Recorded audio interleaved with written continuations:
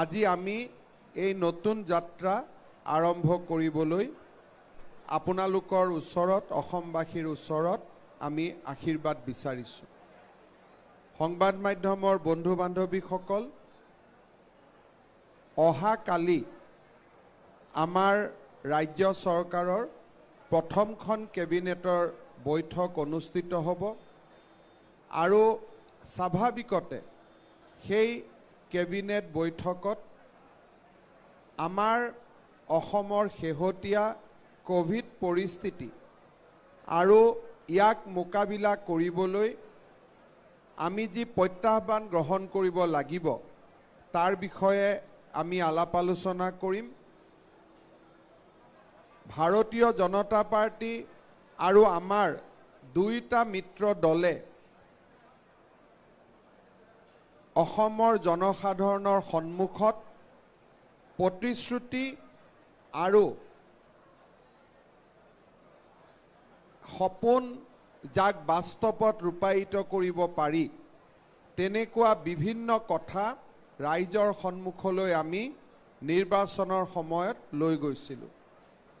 1 লাখ নিবনুৱা যুৱক যুৱতীক কৰ্মসংস্থাপন, অৰুণোদয় আঁচনিক এক নতুন মাত্ৰা প্ৰদান, মাইক্ৰ' ফাইনেন্সৰ ঋণৰ দুৰ্ব্যৱহাৰ আৰু ঋণৰ পৰা মুক্ত কৰাকে আদি কৰি কেইবাটাও প্ৰতিশ্ৰুতি আমি অসমৰ জনসাধাৰণৰ মাজত দাঙি ধৰিছিলোঁ।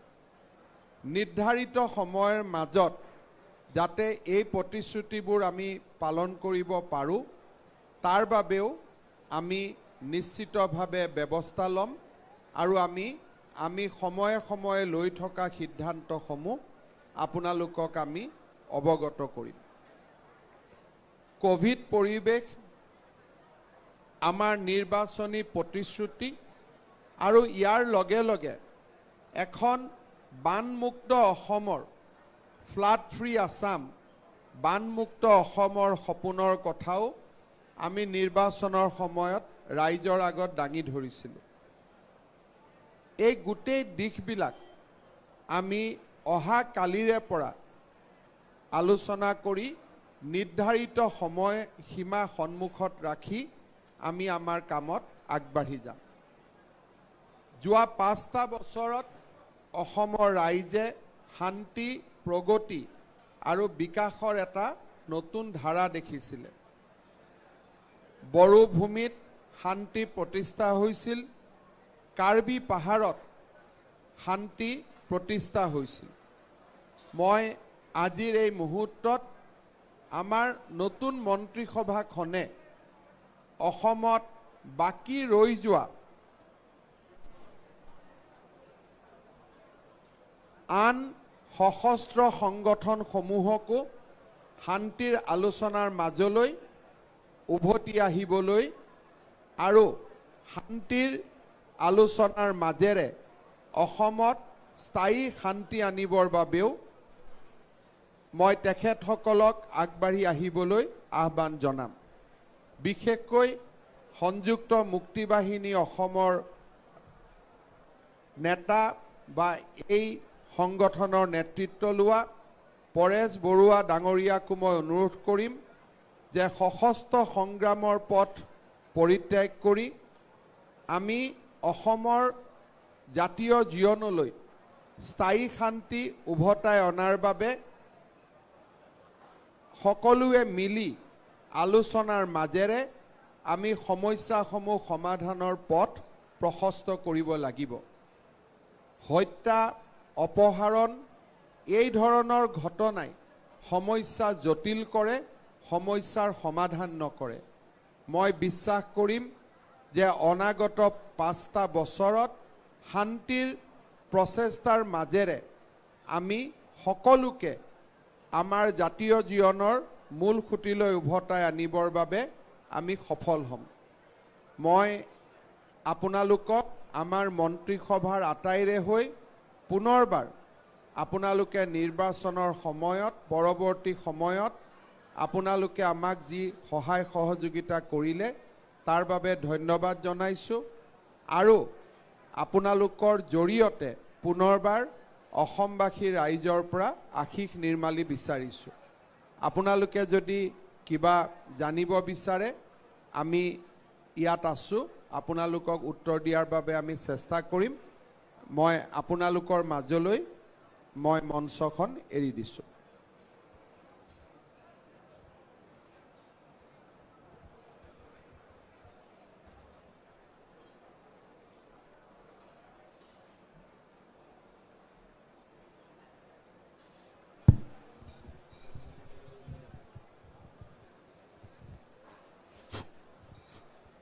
চেক চেক চেক স্যাৰ, আমি সাংবাদিকৰ তৰফৰ পৰা আপোনাক প্ৰথমে শুভেচ্ছা জনাইছোঁ।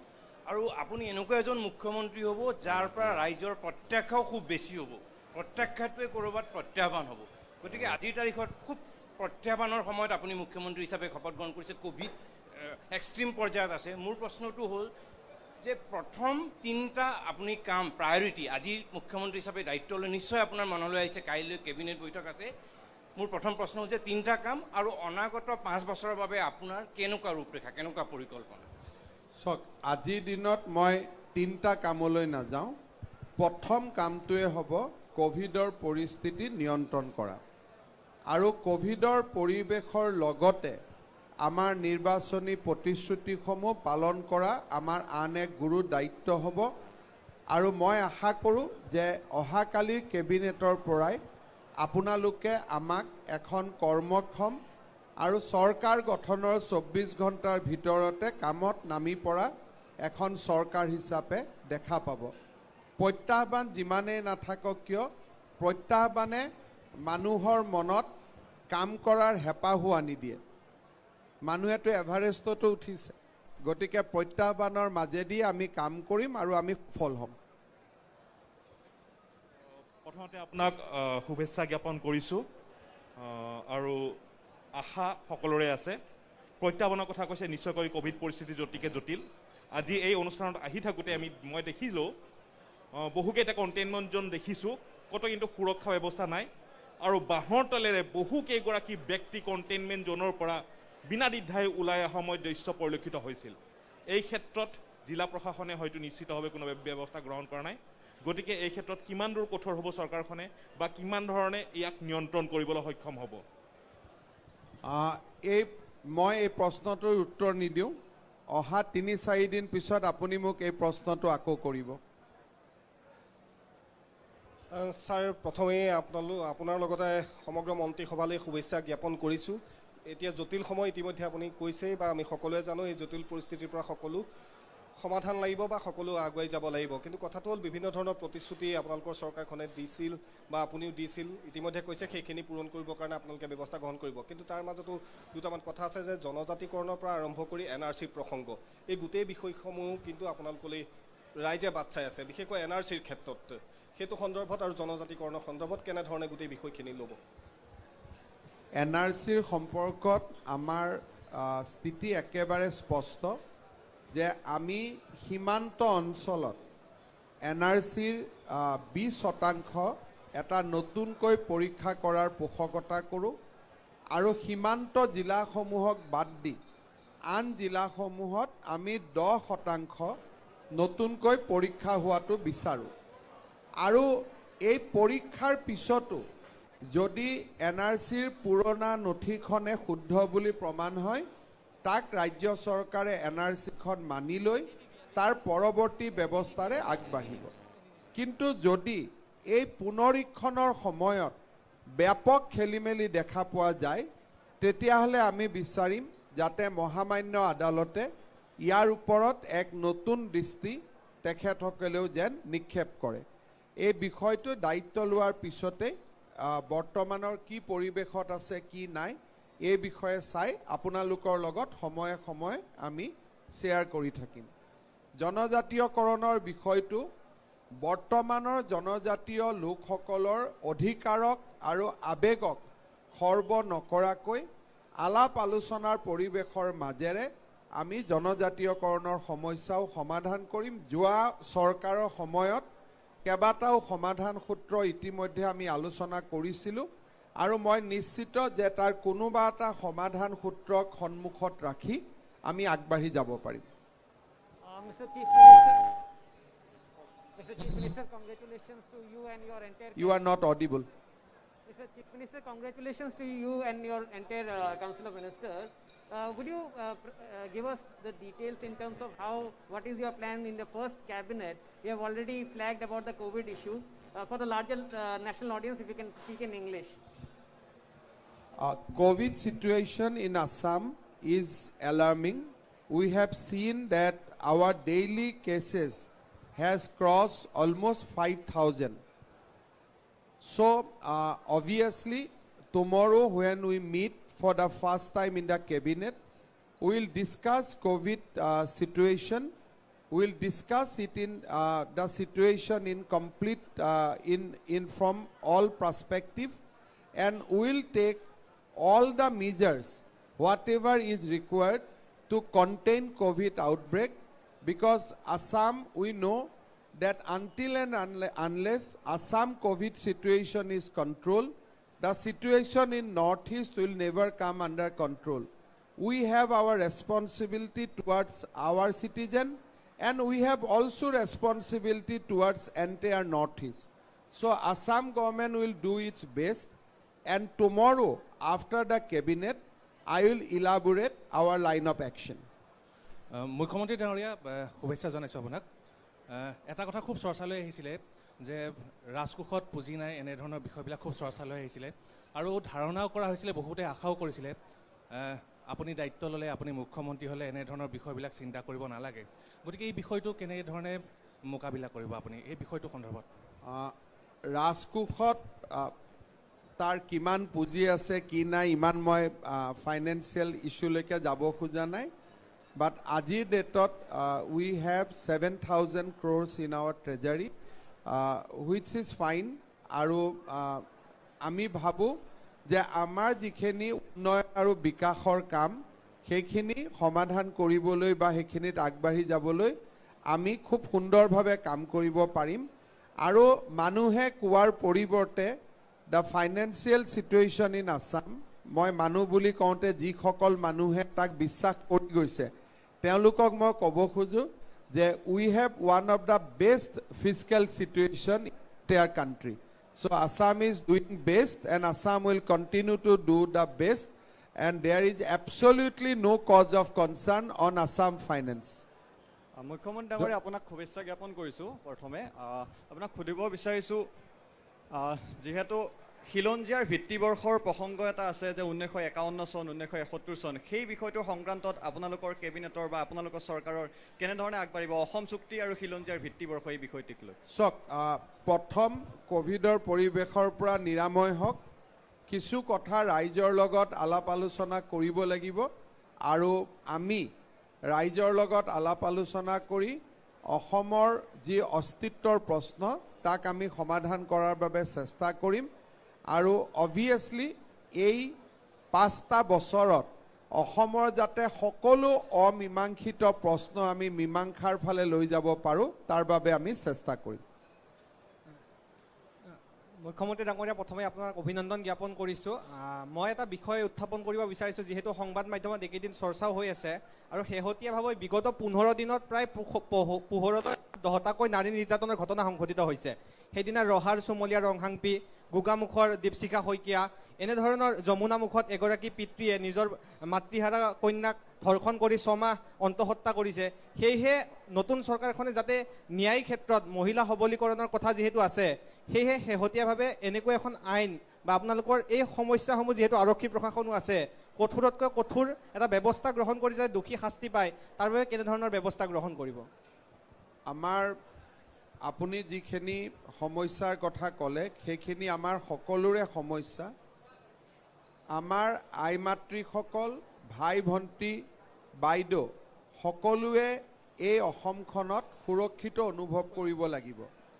এই ধৰণৰ প্ৰতিটো ঘটনাৰ লগত জড়িত অপৰাধীক শাস্তি প্ৰদান কৰা আমাৰ চৰকাৰৰ প্ৰাথমিক কৰ্তব্য হ'ব। আৰু মই আপোনালোকক নিশ্চিতভাৱে মই প্ৰতিশ্ৰুতি দিম যে আপোনালোকে এই গোটেইকেইটা ঘটনাৰ তদন্ত আৰু দোষীক শাস্তি দিয়া আপোনালোকে দেখা পাব।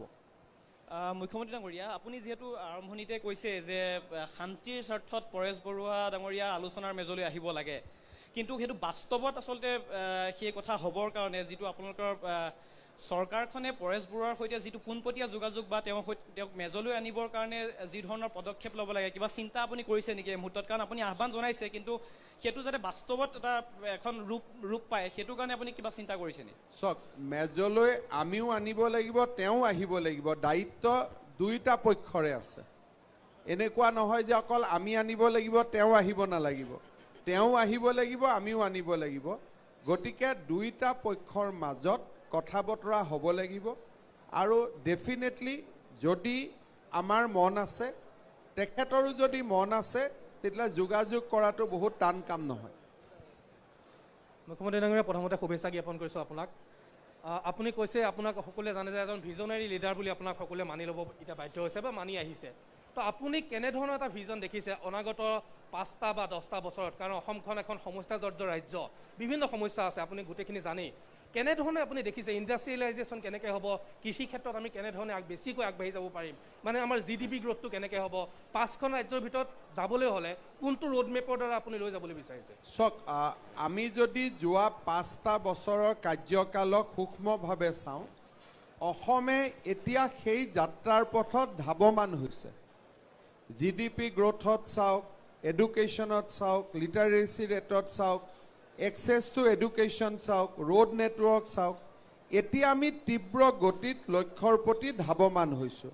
আৰু মই ভাবোঁ যে আমাৰ চৰকাৰৰ প্ৰথমখন বাজেটত আমি তেনেকুৱা দিশ আমি দেখা পাম। আৰু 5টা বছৰত আমি বিগত 5টা বছৰত যি ফাউণ্ডেশ্যন নিৰ্মাণ কৰিছিলোঁ, তাৰ পৰা আমি আগুৱাই গৈ আমি আমাৰ লক্ষ্যৰ ফালে ধাৱমান হ'ম, মই তাক বিশ্বাস কৰোঁ। ডিটেইল কি ৰাস্তা দি কি ধৰণে কৰিম, এই গোটেইবিলাক আমি আমাৰ প্ৰথম বাজেটখনত আমি নিশ্চয় ৰাইজৰ সন্মুখত দাঙি ধৰিম। মই প্ৰথমে আপোনাক ধন্যবাদ জনাইছোঁ, যিহেতু আপুনি যেতিয়া স্বাস্থ্যমন্ত্ৰী হৈ আহিছিল, সেই সময়ছোৱাত কিন্তু আপুনি যেনেদৰে কৰোণা ভাইৰাছৰ লগত আক্ৰান্ত হোৱা ৰোগীসকলক দিনে নিশাই একাকাৰ কৰি মাৰ বান্ধি থিয় হৈছিল। আপোনালোকৰ চৰকাৰখনে যিগৰাকী স্বাস্থ্যমন্ত্ৰী হিচাপে নিৰ্বাচিত কৰিব, তেওঁ সেই দায়িত্ব পালন কৰিব পাৰিবনে? আমি অসমবাসীৰ হৈ মই এই প্ৰশ্নটো উত্থাপন কৰিছোঁ আপোনাক। মুখ্যমন্ত্ৰীয়েও কৰিব, স্বাস্থ্যমন্ত্ৰীয়েও কৰিব, আৰু আমি 14জনে একেলগে কৰিম, আমাৰ বিধায়কসকলেও কৰিব। আৰু আপোনালোকে এখন ইংৰাজীত যাক কয় প্ৰ'এক্টিভ গভৰ্ণমেণ্ট, আপোনালোকে এখন প্ৰ'এক্টিভ চৰকাৰক দেখা পাব। ৰাতি 12টা বজাতো চৰকাৰখনক পাব, ৰাতিপুৱা 5টা বজাতো পাব, দুপৰীয়া 2টা বজাতো পাব। So, firstly, congratulations to you.